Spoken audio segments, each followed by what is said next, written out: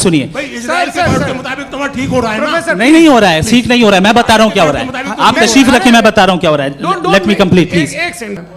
एक रिलीजियस और philosophical tradition है जो ब्रह्मांड को यानी यूनिवर्स को ही अंतिम मानती है। सर्वम खलु इदम ब्रह्मम, this is Chandogya Upanishad and it completely rules out the existence और नेसेसिटी, आपके शब्दों में necessity of a creator. The creation itself is the creator. तो एक मिनट प्लीज। दूसरा जो सवाल आपने अभी जो आप बार बार कह रहे हैं कि भगवान विद्वान भी है, वाइज, सब जानने वाला, तो अगर विजडम में दुनिया भर के पापों और अत्याचारों को बर्दाश्त करना शामिल है, तो फिर इसका मतलब ये हुआ कि अगर मैं फ्री विल से उसको अपोज करता हूं तो ईश्वर की विजडम और मेरी फ्री विल में कॉन्ट्राडिक्शन गाजा, then I am opposing the God's will और गॉड्स विजडम। जवाब लेते हैं तो गॉड की विजडम, एक मिनट सर प्लीज सर, ये एक जुमला। गॉड की विजडम है कि गाजा में जो कुछ हो रहा है वो हो रहा है, मैं उसका अपोज कर रहा हूं, तो मैं गॉड की विजडम के खिलाफ जा रहा हूं। एक सवाल। दूसरा ये नहीं आपने दो ऑलरेडी। सर आप और सवाल कर लें, लेकिन मुझे दो जवाब दे। पहले आपने ये कहा, सुनिए मेरी बात सुनिए। इजराइल के बोर्ड के मुताबिक तुम्हारा ठीक हो रहा है ना? नहीं हो रहा है, सीख नहीं हो रहा है। मैं बता रहा हूँ क्या हो रहा है। आप तशरीफ रखिए, मैं बता रहा हूँ क्या हो रहा है। Let me complete please. एक सेकंड गाइस, एक second.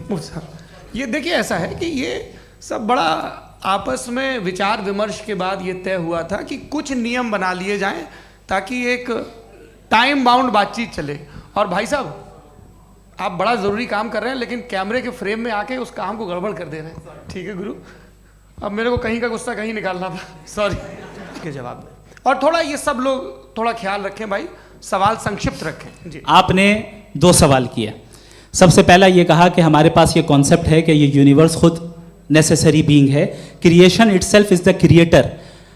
How irrational is this कि मैं एग्जिस्ट करूंगा बाद में, लेकिन अभी एग्जिस्ट कर भी रहा हूं, यानी एक ही टाइम में एग्जिस्ट भी कर रहे हैं, नहीं भी कर रहे हैं। This is not true.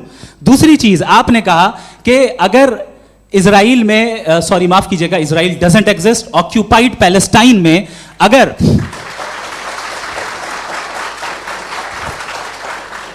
Occupied Palestine में बच्चों को मारा जा रहा है फ्री विल की वजह से और गॉड नहीं रोक रहा, ये कॉन्ट्रडिक्शन है। ये बताइए कि एक एग्जाम में एक बच्चा गलत आंसर लिख रहा है, सुनिए, एग्जामिनर चाहे तो रोक सकता है, क्यों नहीं रोक रहा है? ये कॉन्ट्रडिक्शन है, ये कॉन्ट्रडिक्शन नहीं है। माइक नहीं सर, ये आपस में जी, ये क्या आपका सवाल?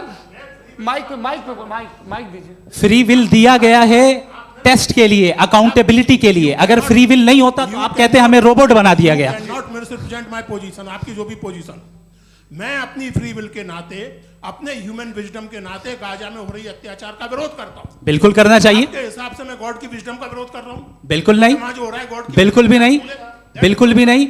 उसका वहां पर गाजा में कत्ल होना ये इंसानों के गलत इस्तेमाल का नतीजा है, फ्री विल के इस्तेमाल का नतीजा है। गॉड इसका हुक्म नहीं देता, उससे रोकता है। यही तो मसला है ना, आपके लिए कॉन्सेप्ट क्लियर नहीं भाई, आपने तो बताया था इंजेक्शन लगाने से बच्चे को तकलीफ होती है, ये इंजेक्शन लगा। सर आप ऐसे रेटोरिक स्टेटमेंट दें तब तो कोई मसला नहीं समझते रहेंगे। This is a rhetoric statement, this is not a logical argument sir. I am sorry. आखिरी 30 मिनट बड़े मुश्किल होने वाले हैं जी। मुफ्ती साहब आगे बैठे हैं, इनको माइक दीजिए। हाँ तरुण, माइक आप अपने पास रखिए, आपको कैमरे का फ्रेम, आप नाम बता दें। आप अमेरिका में शिकागो में रहते हैं, इतना मुझे याद है। बताया आपको, यासिर नदीम अलवाजदी मेरा नाम है। जावेद सर, आपसे एक क्वेश्चन है इन्फिनिट रिग्रेस के ताल्लुक से। एक हाइपोथेटिकल सिनेरियो है, मसलन अगर आप सर माइक थोड़ा सा प्लीज क्लोज रखिए जी। अगर आप शायर इसलिए हैं कि आपके कोई उस्ताद शायर थे, और वो इसलिए शायर थे कि उनके कोई उस्ताद शायर थे, और इसी तरीके से हम माजी में पीछे चलते चलते चले जाएं और कहीं ना रुके, तो माफ कीजिएगा आप कभी शायर नहीं हो सकते। लेकिन आप शायर हैं, आपका शायर एग्जिस्ट करता है, इसका मतलब ये है कि आप कहीं ना कहीं रुके हैं। तो मेरा सवाल ये है कि क्या आप इन्फिनिट रिग्रेस ऑफ कॉजेस को लॉजिकल फैलेसी मानते हैं या नहीं मानते? हाँ या ना? मैं इन्हें लॉजिकल फैलेसी नहीं मानता हूँ, लेकिन मेरा प्रॉब्लम यह है कि जब मैं नहीं मानता हूँ तो I will continue with this logic जो फैलेसी नहीं हो। आप एक जगह रुक जाते हैं जाके, आप कहते हैं ये गेंद कैसे बनी, ये जजीरा कैसे बना, ये समंदर कैसे बना, ये ज़मीन कैसे बनी, और अचानक गॉड पे जाके आपको ब्रेक लग जाता है। एक बार आप सवाल नहीं करते कि भाई इनको बनाने वाला तो इनसे भी कॉम्प्लिकेटेड होगा। वो कैसे बना उसके बारे में आपने इत्मीनान कर लिया, वो हमेशा से है। तो अगर आप उसे हमेशा से मानते हैं तो फिर ये मान लीजिए कि कायनात हमेशा से है, क्या तकलीफ है? फिर हम वजूद में नहीं आते ना। जी हैं? हम मौजूद नहीं। अच्छा सर क्यों नहीं हो मैं सकते? बताऊंगा प्लीज प्लीज। जैसे मैंने मिसाल दी आपके शेर की। आपका शेर कभी वजूद में ना आता अगर शायर इसी तरह चलते रहते हमेशा। जी माइक मेरे ख्याल से एक सेकंड, इन्फिनिट रिग्रेस का कॉन्सेप्ट क्लियर नहीं हो जी। पाया, ऐसे रहने दें, लेट्स मूव ऑन सर। ठीक है, हाँ थोड़ा सा रखा है। यहाँ पे गौहर रजा साहब हैं, वो भी एक सवाल पूछना चाहते हैं। माइक यहाँ नीचे से ऑन कर दिए, नीचे। पहले तो ये कह दूं कि मैं उन बच्चों से शर्मिंदा हूं जिनको गज़ा में कत्ल किया गया, क्योंकि हमारे होते हुए कत्ल किया गया। लेकिन उससे ज़्यादा शर्मिंदगी इस बात से हुई कि मुझे लगा कि मुफ्ती साहब उसको जस्टिफाई कर रहे हैं। बिल्कुल भी नहीं, आप बहुत ही गलत मुझे बात लगा कर- मैं गलत हो सकता हूं। बिल्कुल गलत मैं है। सवाल पूछ रहा हूं। सवाल मैं देखिए, सवाल अगर पूछ रहा हूं। एक मैं सेकंड, जावेद भाई गौर से साहब, एक डिसएग्री सेकंड, करता गौर हूं। साहब, एक सेकंड। देखिए अगर देखिए ऐसा एक सेकंड आप सर वेट अरे आप कुछ मेरे पहले मुझे अपनी बात क्या लेने दीजिए। अगर ऑडियंस तय करेगी तो फिर मॉडरेटर का मतलब नहीं। मेरा आप सबसे ये कहना है, ये बहस दो लोगों के बीच में है, एक तरफ मुफ्ती साहब, एक तरफ जावेद साहब। पिछले 1.5 घंटे से ये लोग अपने अपने तर्क रख रहे हैं। आपकी इनसे इत्तेफाकी हो सकती है, ना इत्तेफाकी हो सकती है। मेरे उस्ताद मुझे सिखा गए हैं कि मुखामुखम में असहमति की गुंजाइश बची रहनी चाहिए। अगर मैं आपकी बहुत इज्जत करता हूँ गौहर साहब, आपने जो कमाल की किताबें लिखी साइंटिफिक टेम्परामेंट, लेकिन मेरी ये गुजारिश है आप सबसे कि यदि आप इन लोगों ने जो बोला उन पर टिप्पणियां करेंगे तो ना वक्त की पाबंदी रहेगी ना वो अनुशासन। आप सवाल पूछ लें, उस सवाल में जो बात आ जाए वो आ जाए। मैं जावेद साहब से डिसएग्री करता हूं, इसलिए जावेद साहब से सवाल पूछ रहा हूं। आपका सवाल जावेद अख्तर साहब से। और सवाल ये है मेरा कि जावेद साहब ने कई बार लॉजिक का इस्तेमाल किया कि साइंस में लॉजिक है और रिलीजन में लॉजिक नहीं है। मेरा ख्याल ये है कि रिलीजन में भी लॉजिक है, लेकिन उस लॉजिक की बेसिस ये है कि आप रुक जाते हैं, जिसका जिक्र जावेद साहब ने बार बार किया, यानी खुदा के तसव्वुर पे आते हुए, गॉड के तसव्वुर पे आते हुए रुक जाते हैं। और इसमें सवाल पूछना मतलब फॉरबिडन होता है। सवाल ये है कि क्या जावेद साहब इससे एग्री करते हैं कि साइंस की लॉजिक अलग है और रिलीजन की लॉजिक अलग है? बताइए सर। देखिए 3 चीज़ें हैं, साइंस है, एक है मंतिक है, इस्तिदलाल है, और एक जो है कुछ भी नहीं है, फेथ है, अकीदा है। मैं अकीदे की लॉजिक का कायल नहीं हूँ। मुझे आप इस्तिदलाल से, लॉजिक से, रीज़न से समझाइए, मैं मानने को तैयार हूँ, मेरा क्या नुकसान होगा। लेकिन ये कि अकीदे पे मैं नहीं जा सकता हूँ। अकीदे का मतलब है कि तुम ये मान लो, सवाल ना करो, ये नहीं। आप सारी बातें करके, बड़ी साइंटिफिक बातें करके एक जगह जाके खुदा के वजूद पे रुक जाते हैं, सरेंडर कर देते हैं। मैं सरेंडर करने को तैयार नहीं। That's all. जी, ये आगे सर बैठे हुए हैं, इनको माइक दीजिए। भाई वो आप पूछना चाह रहे थे ना भाई? हाँ नहीं मैं ये थैंक यू। जी, आपका नाम? आसिम इफ्तिखार। आसिफ जी, पूछिए। सर जावेद सर से सवाल है कि आपने अपने क्लोजिंग माइक थोड़ा करीब रखिए। अपने क्लोजिंग स्टेटमेंट में बात कही थी कि मज़हब का जो फ्यूचर है वो ज़्यादा दिन नहीं जाने वाला है, लेकिन मैं देख पा रहा हूँ कि जो ऑक्सफोर्ड यूनिवर्सिटी की एक स्टडी है 2011 में हुई है, जिसके 50 एकेडमिशियंस ने इसको अंजाम दिया था, उसमें वो ये कहते हैं कि जो फेथ इन गॉड है वो इनबिल्ट है ह्यूमन नेचर के अंदर, जिसको हम कहते हैं फितरत के अंदर शामिल है वो। और वो ये कहते हैं कि अगर कोई ये समझता है कि मज़हब को वो ख़त्म कर देगा तो ये उसकी गलत फहमी है। तो आप इसके बारे में, इस स्टडीज़ के बारे में क्या कहते हैं? ठीक है। मैं उनसे एग्री नहीं करता हूँ। वो कौन से प्रोफेसर होंगे, ऐसा उनके क्या पास डेटा है, इन्होंने मैं- डेटा के बेस होगा डेटा क्या हो सकता है? फ्यूचर का डेटा तो नहीं हो सकता ना उनके पास, प्रेजेंट का डेटा हो सकता है। डेटा आपने सुना 100 साल पहले का बाद का डेटा? मैंने तो नहीं सुना आज तक। तो आज उनकी ये राय है और होगी राय, ठीक है। दुनिया में तरह तरह की राय है लोग, लेकिन मैं समझता हूँ कि वक्त के साथ इंसान ज़्यादा से ज़्यादा रीज़नेबल और लॉजिकल होता जा रहा है। आज आप देखिए वेस्टर्न यूरोप में क्या परसेंटेज है नॉन बिलीवर्स की, बहुत हाई। वहाँ चर्च खाली पड़े होते हैं। तो अल्टीमेटली तो इंसान कोई ऐसी बात बहुत अरसे तक नहीं मान सकेगा, चाहे गलत या सही, जो उसे उसके दिमाग को, उसके जहन को, उसके लॉजिक को अपील न करे। वो कह रहे हैं तो ऑक्सफोर्ड के होंगे, तो कैम्ब्रिज के होंगे, तो मुझे क्या लेना देना। उनका डेटा मुस्तकबिल का नहीं हो सकता है। जी दीपक, हाँ पूछिए। मैं आऊँगा, अभी पीछे की साइड भी आऊँगा, माइक वहीं भेजूंगा 2-3 साल के लिए। जी जावेद साहब, आपसे सवाल है। नमस्ते अरे भाई सर, अगर आप ही लोग तय करना है तो फिर 200 लोग तय कर लें। ये एक साथ पूछ नहीं रहे सर, हैं। Please don't do this sir, everybody has a right sir, but we can only take Okay. Selected questions. No no sir अरे ये भाई, यंग लोग आराम भी से। हैं तो इनकी ये एक अब बात उतने यंग, सुनिए। भाई आप यंग हैं कि नहीं हैं? एक मिनट, वो कह रहे हैं वो भी आएंगे, यंग हैं पूछ रहे हैं ना साहब, भाई। आप उनकी नौजवानी पर दावा उनको ही करने दें। हाँ मुफ्ती साहब आप यंग, हाँ पूछे। अरे भैया सर, मेरा सवाल ये है। कुछ इनसे भी तो पूछो।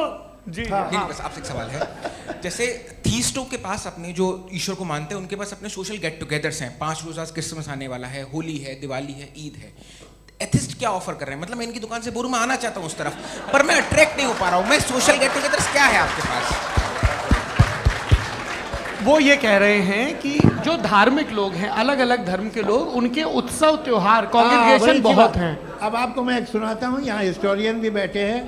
मृदुला जी आप बताइएगा सही है क्या? ये एक कॉन्स्टेंटाइन, एक ग्रीक रोमन बादशाह था, जो क्रिश्चियनिटी आने के 400 साल बाद उसने डिसाइड किया कि मैं क्रिश्चियन हो जाऊंगा, मेरी पूरी स्टेट कैंसिल हो जाएगी।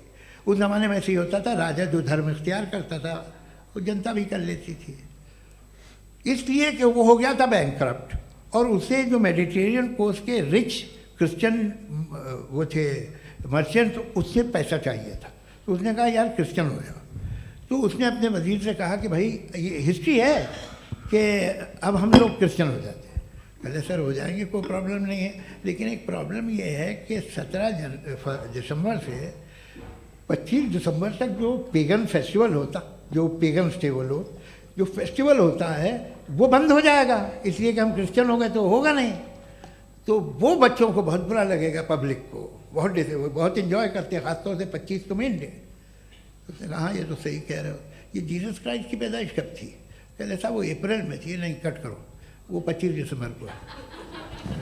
यह हकीकत है जी। और 400 साल बाद क्रिश्चियनिटी के अप्रैल से दिसंबर ले आए, और इसलिए कि यहाँ पेगन फेस्टिवल होता था। अब मनाते हैं आप आराम से। ये जो सारे फेस्टिवल हैं ये रिलीजन से, हर एक को एक इंटरटेनमेंट डिपार्टमेंट चाहिए होता है अपनी कंपनी चलाने के लिए। तो ये रिलीजन ने, ये सेकुलर त्यौहार थे जिन्हें रिलीजन्स ने ले लिया है। ये मौसम के थे, फसलों के थे, किसानों के थे, उसको आपने लेके रिलीजियस रंग दे दिया। ये कोई रिलीजन से थोड़ी आए आप। अच्छा हमें देखिए, हम तो मुल्द हैं, हम ईद मनाते हैं, हम दिवाली मनाते हैं, हम होली मनाते हैं, हम क्रिसमस मनाते हैं। बम्बई की फिल्म इंडस्ट्री की सबसे बड़ी होली हमारे घर में होती है, सबसे बड़ी ईद हमारे घर में होती है। वो हमारे सोशल वो है, हमारे हेरिटेज है। ऐसा थोड़ी है कि we will throw the baby along with the water. ये तो अच्छी चीज़ है, इन्हें रखो, जो बेकार है फेंक दो। जी हाँ हेलो जी, मेरा सवाल नादवी जी से है। जैसा कि आपने बोला कि गॉड टाइम के भी परे हैं, और गॉड इतनी कॉम्प्लेक्स चीज़ है कि उसे ह्यूमन माइंड समझ नहीं सकता, और गॉड ने अर्थ पे फ्री विल भी दे दी है। तो आप अपना वक्त ज़ाया क्यों कर रहे हैं गॉड के बारे में बात करके? अपन को तो बात करनी चाहिए कि सोसाइटी को बेहतर कैसे करें। जी मैं गॉड वही बताता है सोसाइटी को कैसे बेहतर करे। अभी मैं आपका जवाब देता हूँ। आपने कहा कि टाइम पे वो एग्जिस्ट नहीं करता, सो मेरा सवाल ये है कि जैसा आपने बोला कि गॉड बहुत ही कॉम्प्लेक्स चीज़ है, मैंने और कहा ही नहीं कि कॉम्प्लेक्स है, तो आपके अल्फाज हैं। कॉम्प्लेक्स का लफ्ज गॉड के लिए सुइटेबल नहीं है। क्यों? क्योंकि कॉम्प्लेक्स वो चीजें होती हैं जो ऑब्जेक्ट हो। God is not an object जिसको आप इंस्ट्रूमेंट के जरिए लेबोरेटरी में जाके टेस्ट करें, oh it's very complex. No, वो कोई कार का इंजन नहीं है। मेरा वो फिलोसॉफिकली नेसेसरी बीइंग ऐसी बीइंग है जो सिंपल बीइंग है। हाँ, आप उसको मुकम्मल तौर पे उसकी तमाम हिकमतों को जान ले और हर चीज को जान ले, ये पॉसिबल नहीं है, क्योंकि वो ऑल वाइज है, आप ऑल वाइज नहीं है, और वो खुदा है, वो आपको सारी चीजें बता दे, ये जरूरी नहीं है। मेरा सवाल ये नहीं था। मेरा सवाल ये था कि जब गॉड इतना परे है इस दुनिया से कि उसने अर्थ पे फ्री विल भी दी है, हम सब ह्यूमंस की फ्री विल है, और जो सोसाइटी में हो रहा है वो अपन लोग डिसाइड करेंगे, तो God अपन के लोग बारे में डिसाइड नहीं बात करेंगे करने ना, की- अपन लोग डिसाइड नहीं करेंगे। गॉड जो है, गॉड ने वो उसकी जात, उसकी एग्जिस्टेंस टाइम एंड स्पेस से परे है, लेकिन वो हमारा टेस्ट ले रहा है और उसी गॉड ने हमें बताया कि तुम्हें क्या करना है क्या नहीं करना है, तो जाहिर है उस गॉड की बात सुनेंगे ना हम। जी, वो पीछे एक चश्मा लगाए जो मैम खड़ी हैं, उनको दीजिए। हाँ, आप हेलो सर, मैं ओमनी प्रेजेंट नहीं हूँ, टाइम पाबंद हूँ और जहाँ तक कोशिश कर सकता हूँ करूँगा। जी, अपना नाम बताइए। मेरा नाम उर्सुला है, मैं दिल्ली यूनिवर्सिटी की एक स्टूडेंट हूँ और मैं स्टूडेंट फेडरेशन ऑफ इंडिया से हूँ। मेरा सवाल मुफ्ती जी से है कि इस हॉल के इस कमरे में बैठ के हम लोग रेप की मोरालिटी के बारे में फिलोसफिकली बात तो कर सकते हैं, बट असलियत ये है कि रोज़मर्रा की ज़िंदगी में औरतें रेप के थ्रू गुजरती हैं और हम लोग सिर्फ नंबर्स पे इस तरह नहीं देख सकते, क्योंकि कितनी औरतें हैं इन कंट्रीज़ में जहाँ पे आप बता रहे हैं कि केसेस कम हैं, जिनका एक्सेस है कि वो जाके केस फाइल कर सकें। कितनी औरतें हैं जो जिनको काम करने की आज़ादी है उन कंट्रीज़ में। यूरोप में ये आज़ादी आ गई, यूरोप में ये रूल्स आ गए, तो हम आज उसके बारे में बात कर पा रहे हैं। जी, जवाब। आपने ये कहा कि कमरे में बंद होकर हम लोग इस पर फिलोसफिकली बात कर सकते हैं, लेकिन हकीकत में क्या हो रहा है, वो ग्राउंड लेवल पे क्या हो रहा है जो बहुत गलत हो रहा है, और वो सफ़र कर रही हैं। आई एग्री, बहुत गलत हो रहा है, और जो गलत हो रहा है उसको हमें रोकना है। और क्यों रोकना है, वो गलत क्यों है, हमारे पास इसका ऑब्जेक्टिव फाउंडेशन है, इनके पास उसका ऑब्जेक्टिव फाउंडेशन नहीं है। मैं ये कहना चाह रहा हूँ कि जहाँ पे भी जुल्म हो रहा है, जहाँ पे भी औरत पे जुल्म हो रहा है, या उसकी इज्जत लूटी जा रही है, या उसे तकलीफ पहुँचाई जा रही है, और सिर्फ औरत नहीं, किसी इंसान के ऊपर भी जुल्म हो रहा है, तो उसके खिलाफ खड़ा होना, ये मॉरलिटी हमारे पास गॉड के पास से आई है। वरना जावेद साहब तो कह रहे हैं कि जो है मेजॉरिटी डिसाइड करेगी, तो मेजॉरिटी तो कभी भी बदल सकती है।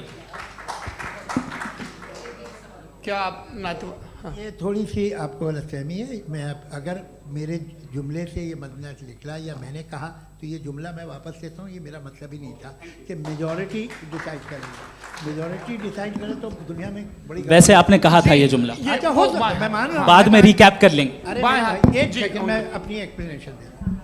मुनासिब बात यह है कि हम सब के सब दिल में जानते हैं कि क्या अच्छा है क्या बुरा है, हमें पता है अच्छी तरह से। जो लोग बुरे काम करते हैं उन्हें भी मालूम अच्छा क्या है।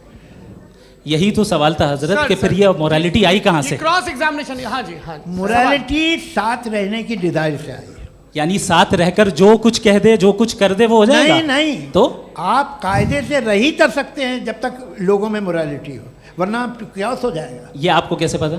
जी, हमने देखा ना, जहाँ मोरालिटी का क्यास हो गया, हम देखते हैं। कहाँ पे देखते भाई? हैं? दुनिया में आप जो कह रहे हैं, आप एक कहीं पे अगर गलत हो रहा है तो उसको आप गलत देखिए। आप एपिस्टेमोलॉजी की बात कर रहे हैं, मैं ऑन्टोलॉजी की बात कर रहा हूँ। मैं इस बहस फाउंडेशन के बाद क्या आप दोनों लोगों को चाय पे फाउंडेशन होस्ट करूंगा, वहां पे क्रॉस एग्जामिनेशन कर लीजिएगा। अभी ऑडियंस का हक मार रहे हैं आप लोग भाई। सर, जस्ट लोग हैं आप लोग।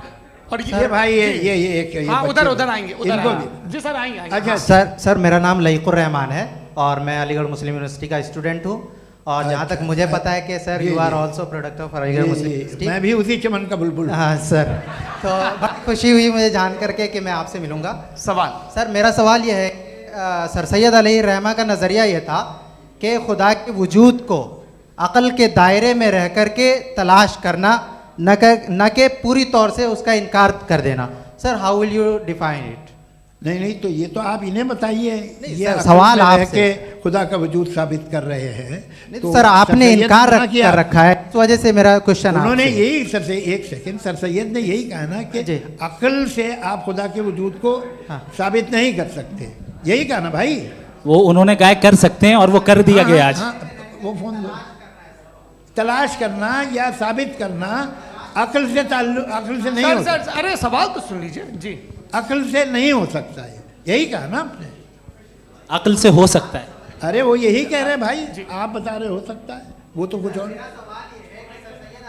आप अगर सर देखो, नौजवान फोन ले लो, वो इतनी कमाल की यूनिवर्सिटी है। अरे भाई दे दो जरा, एक मिनट दे दो भाई, मेरी बात सुनो, माइक पे बोलो ताकि जो लाखों लोग देख रहे हैं। माइक दे दो ना। अरे देंगे ना माइक, तुम ठहरो तो। हाँ सर, मेरा सवाल ये था कि सर सैयद अलैहि रहमा का एक नज़रिया था अपना कि खुदा का जो वजूद है उसको अकल के दायरे में रह करके तलाश करना है, न कि पूरे तौर से इनकार कर देना है। ये उनका कॉन्सेप्ट था। लेकिन मेरा सवाल ये है कि आप इसको कैसे डिफाइन करते हैं, एक्सप्लेन कैसे करेंगे, मैं आपसे जानना चाहता हूँ, क्योंकि you are the product of Aligarh Muslim University. मुझे अकल के दायरे में रख के मैंने बहुत तलाश की, मुझे मिला नहीं। हाँ, ये इधर उधर वो चश्मा लगाए जो, हाँ उनको दे दीजिए। जी जी फटाफट पूछिए, बस 5 मिनट है, 5 मिनट में खत्म हो रहा है। हाँ अस्सलाम वालेकुम मुफ्ती साहब। एंड मेरा सवाल जावेद अख्तर साहब से। क्या नाम है आपका? अरे भैया सब मुझे तो पूछ रहे हो। फैज पूछिए फैज साहब। तो मेरा सवाल ये है कि अभी जो एथियस्ट है वो problem of evil argument use कर रहे हैं अगेंस्ट मुस्लिम्स, राइट? कि इस दुनिया में इतना सारा ईविल है और अगेंस्ट मुस्लिम तो यहाँ अगेंस्ट थियस्ट। हाँ थोड़ा सा करेक्ट कर लीजिए भाई। पूरी मशक्कत ही इसी बात की थी कि किसी एक मजहब पे बात ना टिके। जी, तो बेसिकली ये आर्गुमेंट ऐसा है कि इस दुनिया में इतना ज़्यादा ईवल एग्जिस्ट करता है और अगर एक ऑल गुड गॉड है तो वो रोकता क्यों नहीं है? लेकिन इस सवाल में एक हिडन अजम्पशन ये है कि इस दुनिया में ईवल एग्जिस्ट करता है। अब एथियस्ट ये कैसे ऑन्टोलॉजिकली प्रूव कर सकते हैं कि इस दुनिया में ईवल एग्जिस्ट करता है? मैं आपको बताता हूँ, थोड़ा सा समझा। नहीं सर, हम लोग इनको सुनने आए। नहीं please don't do that. I want to explain ontologically. नहीं हम समझ गए सर, इनको अब जवाब देने दीजिए। अच्छा सवाल पूछ लो। मैं अभी तक क्या था वो मैं थोड़ा सा ऐड ऑन कर लेता हूँ। तुम गुरु, तो हम जब इसका राउंड 13 करेंगे ना तब तुमको स्टेज पे बिठाएंगे। जी तो हाँ जल्दी से। तो देखिए एथियज्म के हिसाब से सब कुछ रैंडमली बन गया है, सब कुछ एटम्स और मॉलिक्यूल्स है। एक पत्थर में और मुझ में सिर्फ इतना फर्क है कि हम लोग एटम्स और मॉलिक्यूल्स का अलग। Atheism it is same, there is no evil and good according to atheism. जी अच्छा, फैज साहब का सवाल ये है कि हाँ कोशिश भी करते तो इससे गलत सवाल नहीं कर पाते। एक लाइफ फॉर्म है और लाइफ फॉर्म में फीलिंग्स हैं, मतलब लाइफ फॉर्म सुनता है, देखता है, टेस्ट कर सकता है, फील कर सकता है। तो उसकी जो क्वालिटी इस बबल में आ गई हैं, वो जानवर में भी है, इंसान में भी है। तो जाहिर है कि उसे कोई तकलीफ पहुंचेगी, तो चूंकि उसके पास वो सेंसिटिविटी है तो मैं करेगा। पत्थर में वो सेंसिटिविटी नहीं है। तो ये क्या सवाल हुआ कि अगर पत्थर को काटा तो पत्थर को तकलीफ नहीं होती, तो आपको काटे तो आपको क्यों तकलीफ हो? बैठ जाइए। जी हाँ, अगला सवाल। हाँ पूछिए। जी जावेद अख्तर साहब। अरे भैया सब आप लोग मुफ्ती साहब को छोड़ रहे हैं, मेरे ही पीछे पड़े हैं क्या? फिर चलो बोलो भाई। You asked how God can exist when children die in Gaza. हाँ? You asked how God can exist when children die in Gaza, and you also mentioned the rise of atheism in Europe. But the same events also are leading many atheists and non-believers to turn towards faith. How do you interpret this contradiction, where suffering pushes some away from God, yet brings others closer to belief? देखिए, आपको एक बात बताऊं, दुनिया perfect तो कहीं भी नहीं है, हर जगह कुछ खामियां हैं। बेटा एक मिनट, मैं आप ही को कहेंगे, देखो वो तो कुछ खामियां, कमज़ोरियां, खराबियां सब जगह है। लेकिन अगर देखोगे ईमानदारी से कि दुनिया सबसे ज़्यादा महज़ब कहाँ है, एक आम शहरी को कहाँ हुकूक हासिल हैं, वो बोल सकता है, अपनी मर्ज़ी से काम कर सकता है, अपनी मर्ज़ी से राय दे सकता है, हुकूमत के ख़िलाफ़ बोल सकता है, बरसरे इक़्तिदार लोगों के बारे में बोल सकता है, सरमायादारों के ख़िलाफ़ बोल सकता है। तो आपको ये स्कैंडिनेवियन कंट्रीज़ में मिलेगा, वेस्टर्न यूरोप में मिलेगा। मैं नहीं कह रहा वो परफेक्ट है, बिल्कुल नहीं, वहाँ बहुत ख़राबियाँ भी हैं, परफेक्ट तो कोई। लेकिन जिन जिन मुल्कों में, लैटिन अमेरिका देखो, गल्फ़ देखो, वहाँ पर आपको ये ज़रूर है कि रेप नहीं होते होंगे। रेप की ज़रूरत क्या है भाई? उसको तो ख़रीद लो, घर में रखो, सड़क पर रेप करने की क्या ज़रूरत है? मगर सुनिए, मगर हकीकत ये है कि वहाँ शख्सी आज़ादी राय देने की, बोलने की नहीं है। जी ये एक आखिरी सवाल मुफ्ती साहब से। हाँ मैम, इनको माइक दीजिए। शुक्रिया। मेरा नाम मनीषा है, मैं हरियाणा से आई हूँ। मैं मुफ्ती साहब से एक बात पूछना चाहती हूँ। आप बार बार जावेद साहब को कॉन्ट्राडिक्ट तो कर रहे हैं कि आपने ये कहा, लेकिन आप भी अजम्पशंस के बेसिस पे बात कर रहे हैं। आपने खुदा के होने का कौन सा प्रूफ पेश किया है, खुदा की एग्जिस्टेंस का? अब इस सवाल को अलग रहने दीजिए, कौन एथीस्ट है कौन नहीं है। और दूसरी बात जो आपने एक छोटी सी कही थी कि ये फ्री विल का इस्तेमाल करता है इंसान अपनी, लेकिन उस फ्री विल का इस्तेमाल में मतलब खुदा ने ये दे दी सबको ये इजाज़त कि वो कितना घिनौनापन और कितने ज़्यादा ख़राब से ख़राब तरीके इस्तेमाल कर सकता है। जवाब सुनते जी। आप फ्री विल को मानती है ना, या अब कहती है कि फ्री विल नहीं है ना, मानती है ना? तो अब आपके पास इसका कोई एक्सप्लेनेशन नहीं है कि अगर एक इंसान उस फ्री विल का इस्तेमाल करके गलत काम कर रहा है और बच के अच्छी ज़िंदगी गुजार के निकल जा रहा है, उसका कोई रिकम्पेंस नहीं है। हमारे वर्ल्ड व्यू में जो इंसान गलत काम कर रहा है उसको भी रिकम्पेंस यानी उसका बुरा बदला मिलना है, और जो सही काम कर रहा है उसको सही बदला मिलना है। लिहाजा जो फ्री विल है वो इस तरीके से है कि एक लिमिटेड टाइम तक खुदा ने मोहलत दी है। ऐसा नहीं कि छूट दे दी, जो करना है करते रहो हमेशा। वक्त आएगा जब एग्जाम का टाइम खत्म होगा तब रिजल्ट आएगा, दौराने एग्जाम जबरदस्ती आपको नहीं बताया जाएगा। अरे भाई एक सेकंड, जी, एक सवाल मुफ्ती साहब से मेरा, सर, मुफ्ती साहब से जी, एक सवाल। हाँ, मुफ्ती साहब, मैम, एक प्लीज, सेकंड रुक जाइए, आपसे फोन, आप इसके बाद पूछ आपसे लीजिएगा, माइक यहीं छीन रहेंगे चुका। वो। हाँ, बोलिए। मैं मुफ्ती मैम, साहब एक एक ही सेकंड। सवाल करता हूँ कि अगर जो हो रहा है फ्री विल से हो रहा है और एक दिन बरोज़ क़यामत इंसाफ होगा मैशर में वगैरह वगैरह, तो दुआ क्यों मांगते हैं लोग? दुआ मांगते हैं इसके मतलब है अभी भी उसने ये डिपार्टमेंट रखा है कि मैं रोज़मर्रा की ज़िंदगी में इंटरफेयर बिल्कुल कर बिल्कुल, सकता हूं। He can. तो तुम कैन हो, तुम मुझे नौकरी दिला देते हो, मेरे बेटे को ग्रीन कार्ड दिला देते हो, और 45,000 बच्चे मरते उन्हें रोकते नहीं हो। नहीं तो क्या आप ये कह रहे हैं कि इस दुनिया में जालिमों को कभी पकड़ ही नहीं होती है? अरे जो भी पकड़ होगी वो बच्चे रोते हैं। बिल्कुल, देखें वो मैंने औरतें अपने रोती हैं ओपनिंग जिनके स्टेटमेंट में यही कहा था आप कि मुझे जनाब नौकरी जावेद साहब दिलवा सिर्फ रहे हैं, इमोशनल मेरी आर्गुमेंट बेटी की जैसे दिस इज जगह एन शादी इमोशनल करा रहे हैं। आर्गुमेंट। ये छोटे मोटे काम, इसके पीछे देवियों और सज्जनों, इसके पीछे का रीजन मैंने बताया क्या है, देखिए, इसके मैं पीछे का बार-बार यहाँ विजडम क्या है पर मैंने बताया। मंच से आप लोगों को सज्जनों इसलिए कह रहा हूं ताकि थोड़ा सा आपके कॉन्शियंस पे जोर रहे कि आपको ऑर्डर बचा के रखना है। वक्त तय हुआ था, ये वक्त पूरा हुआ, आपने इतने धैर्यपूर्वक सुना, मैं आप सबका बहुत बहुत शुक्रगुजार हूं। यदि इन दोनों विद्वानों की इच्छा होगी तो कभी हम इस बातचीत का राउंड 2, राउंड 3, यही तो देखिए खूबी है इंसान की कि बहस मुबाहसे में वो पड़ा रहता है। आप लोगों ने बड़े धैर्य का परिचय दिया, बहुत बहुत शुक्रिया। इसी के साथ ये बातचीत यहाँ पे आप समाप्त लोग को होती है। मैं एक बात बता दूं, ये सारी बहस हो गई, अब मुफ्ती साहब और बड़े मुफ्ती साहब इन साथ के साथ मैं खाना खाने वाला हूँ।